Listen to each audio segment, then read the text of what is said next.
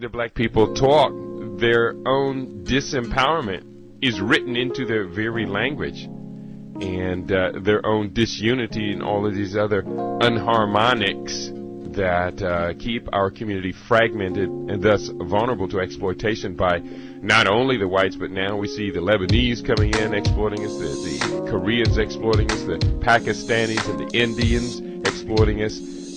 We can see ourselves so very vulnerable because there has been written into this language of this subculture a language of self-defeat. Yes, but see, actually, there are only three categories of people when you start talking about race. See, and that's important, you know, and here again, you'll be changing the language when you do that, because so-called officially, there are many categories of racial classifications. I think somewhere it stands now, it started off with three at one time. That was black, white, and mulatto. One of the official classifications, rather. They probably had different classifications even before they made it so-called quote-unquote official, whatever that means. But I have a chart that shows that in the late 1800s, the official classifications were just three: white, black, and mulatto.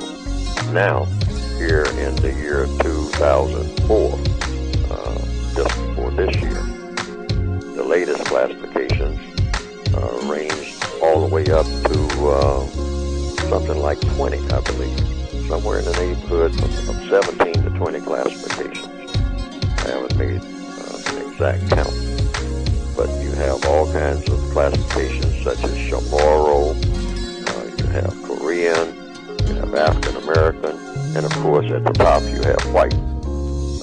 All of the classifications since the 1800s, the top classification is always at the top of all classifications when you start talking about race. It's always been white.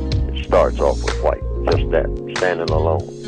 Not a breakdown, not white Irish, not white French, not white Italian, just white. And then after that, you have other classifications. But these classifications are set up presumably by white people. And they tell other people what the classifications are. And that gives the white supremacists absolute control, since they do all the classifying. They allow other people to classify themselves, but it's always come second to white. I think I'm looking at the 2000 classification right now on a chart that I'm looking at. At the top you have white, next you have black, African American or Negro. That's one continuous classification. You can take your choice, black, African American or Negro. Then you have Chinese, then American Indian or Alaska Native, Japanese, Filipino, Asian Indian, Korean, these are all separate, Native Hawaiian, Vietnamese, Guamanian or Chamorro, Samoan. Then you have another in bold print, other Asian. Now these are the different ethnic communities within the United States? These are called official racial classifications worldwide. I mean, see there, see when you talk about race, and that's another thing, and black people should get in the habit of thinking about that too.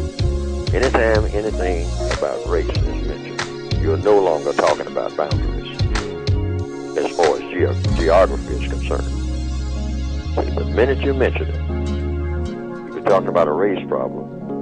A race problem is universal. It's global. We are at the point we need to take our first break of the hour. Our guest today is Neely Fuller, and we've got a lot more to go with this conversation. When we return, we're going to welcome you, the LIB radio audience. You can talk to Neely Fuller, the developer of the construct known as the United Independent Compensatory Code, and the system for, our system for reversing and redefining our relationship with the white power structure.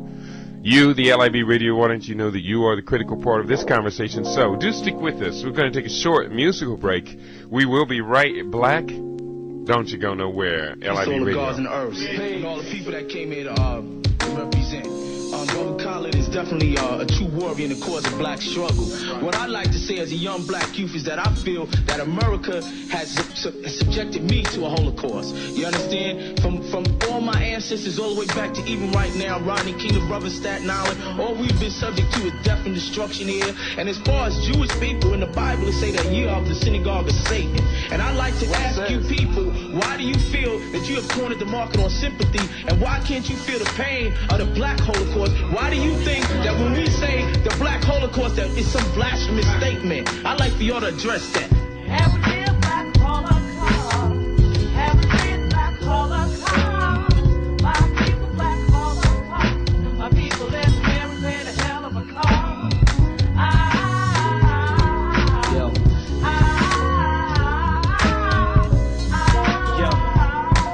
Feel the pain. The black Holocaust. We started all with the African Holocaust. I know you think it is, but the history ain't lost. Pick up your books and take a look, and keep your eyes on the prize. Yes, the pale-faced crook. You see, the truth must be told for generations about the punks, this decayed, falling, cracking nations who set in motion, a time of commotion, rape, spiraling, killing, screaming, throwing in ocean. I know it's mad hurt, and I can feel the pain, and I swear in my heart it will all be in vain, because survival's on the rise. It's no surprise, the law of karma is a trick when it's in disguise. We talking about the slave trade, when plans was made to put my people in a trance and make them afraid. Some of my people on their knees, they was praising the Lord. Nat Turner killing crackers with a two-edged sword. Some of my people would retreat, couldn't take it no more. And I can't stand George Washington and what he stood for. Why should my people honor him in the land of the brave? You represent and founding fathers, yo, you still had slaves. The Revolutionary War, you sent my people to die. That's why we never celebrating in the 4th of July. You murdered in Maine, beat us till our mental went off, and you continue today with your black Holocaust, yeah. Have a real black Holocaust. That's right. Have a real black Holocaust. Tell 'em. My people black Holocaust. Come on. My people that's very, very hell of a One more time, hit it. That's right. The black Holocaust. Never forget, y'all. Check. Yo, from the middle passing beyond, we were tapped for force. Many lives were lost in the black Holocaust. Overboard, my people were taught by the crackers, of course. Living in America, we paid a hell of a cost. My ancestors were enslaved in this so-called land of the brave. It didn't stop, it took on a new phase. It's now mental, without all the physical change. They came to Africa, straight from Portugal, Spain. Conquered our bodies, then corrupted our mind frames. The black Holocaust ain't a game, and we can feel the pain from the shackles and chains. Tuskegee syphilis injected in the black man's veins. The cracker we blame for the guns and that crack cocaine. Damage to say they murdered Malcolm, Huey, and Kane. Slaves they would hang, and many they tortured with the flame. We be damned, we let our history die in vain. And the cracker thrill, the kill was done at will. Can't forget about Scottsboro boys and my homie Emmett Till. Fatalities tally over 600 mil. No reparations still from Capitol Hill. And the white man's committed the ultimate sin, cause he robbed, murdered, raped many black women and men. Can't forget about our brothers, the original American. We put our fists up in the air, we say never again, never again. On us here in the land of the lost, but the history is close to what my people live on. Your time is up, won't you back the hell off? My people, black people, pay the hell of a cost.